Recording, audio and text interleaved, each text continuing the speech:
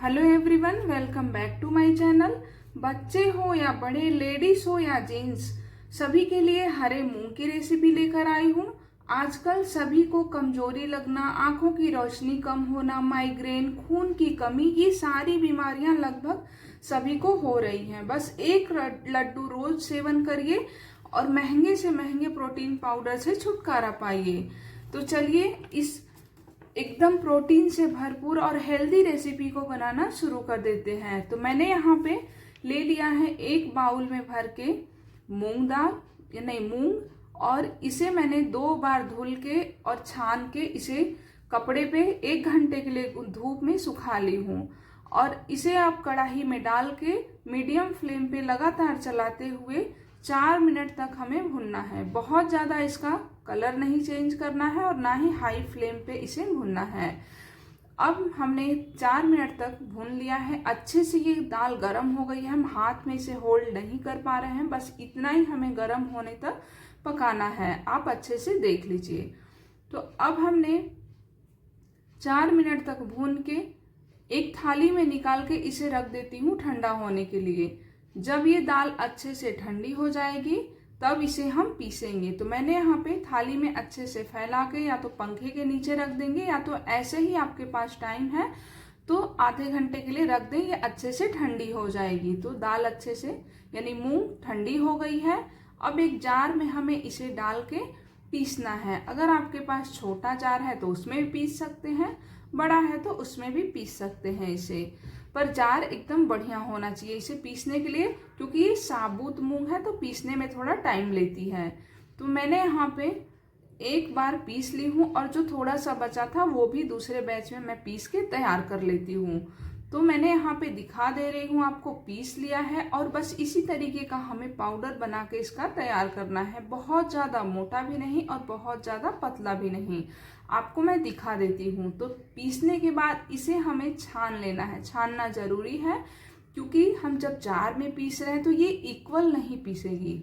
हमें जब आटा चक्की में ये पीसना होता है तभी ये बराबर पीसती है, और जार में थोड़ा सा इसका टुकड़ा रह जाएगा और एकदम फाइन हो जाएगी। इस तरीके का ये पीस के तैयार होती है। तो हमें सारे दाल का एकदम फाइन नहीं, थोड़ा दरदरा पाउडर बना के तैयार करना है। और आप अच्छे से देख लीजिए, बस इसी तरीके का। तो हमने यहाँ पे दाल को अच्छे से पूरा छान लिया है और एक कढ़ाई चढ़ा देंगे। फिर से कढ़ाई में डाल देंगे घी। मैंने यहाँ पे 1 किलो मूंग ली है तो इसमें हम 1 पाव से थोड़ा ज्यादा घी लगेगा, उस हिसाब से इसे बनाने के लिए घी ले लेना है।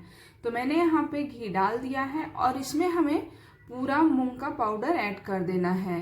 तो अब इसे हमें चलाते हुए भूनना है, लगातार चलाना छोड़ना नहीं है और लगातार हमें चलाते रहना है, क्योंकि ये बहुत जल्दी जल जाएगी तले में। और इसे बनाने के लिए मोटे तले का बर्तन लीजिएगा। तो अब हमने यहाँ पे घी ऐड करने के बाद दाल का पाउडर ऐड कर दी और लगातार चलाते हुए इसे भूनूंगी। और जब थोड़ा सा 1-2 मिनट बीत जाए तो हम इसमें थोड़ा घी और ऐड करेंगे, थोड़ा थोड़ा करके ऐड करेंगे, एक ही बार नहीं डालेंगे। तो मैंने यहाँ पे फिर से ऐड कर दी।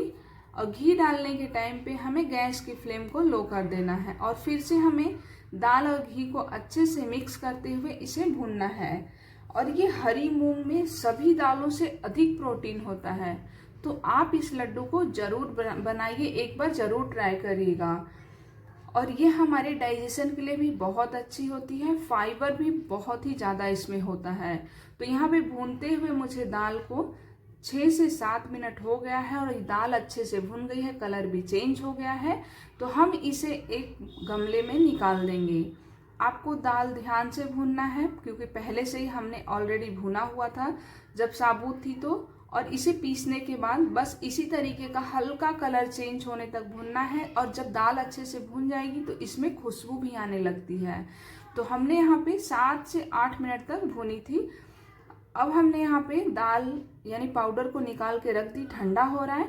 तो मैं कढ़ाई में थोड़ा सा यानी 1 चम्मच घी ऐड करने के बाद मैंने डाल दी बादाम कटा हुआ, किशमिश और थोड़े से नारियल। और इसे भी हमें भून लेना है, बहुत ज़्यादा नहीं भूनना है, बस हल्का सा कलर चेंज होने तक। ताकि लड्डू की जो सेल्फ लाइफ है वो बढ़ जाए। और 1 चम्मच मैं घी और ऐड कर दी क्योंकि घी कम हो गया था। तो इसे लगातार चलाते हुए स्लो आंच पे भूनना है। अगर आप सभी ड्राई फ्रूट को अलग अलग भूनना चाहते हैं तो भी भून सकते हैं। मैं एक ही बार ऐड करके कढ़ाई में भून के निकाल दी। तो अब हमने यहाँ पे जो मूंग दाल का पाउडर था उसी में ऐड कर दी भूनने के बाद, क्योंकि हमें मिक्स ही करना है।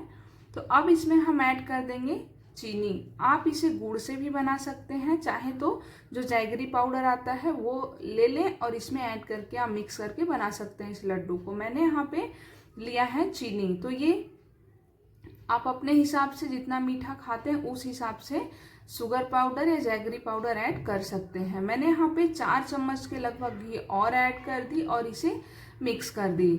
और बढ़िया सा फ्लेवर के लिए हम यहाँ पे 1 चम्मच घर की कूटी हुई इलायची पाउडर ऐड कर देंगे। इलायची पाउडर हमारे डाइजेशन में बहुत हेल्प करती है और बहुत ही टेस्ट बढ़िया लाती है किसी भी चीज़ में हम ऐड कर दे तो सभी चीज़ों को हमें अच्छे से मिक्स कर देना है। आप चाहें तो हाथ से भी मिक्स कर सकते हैं या तो चम्मच से भी मिक्स कर सकते हैं। तो मैंने यहाँ पे इसी तरीके से अच्छे से मिक्स करते हुए सभी चीज़ों को बराबर एकदम मिक्स करेंगे।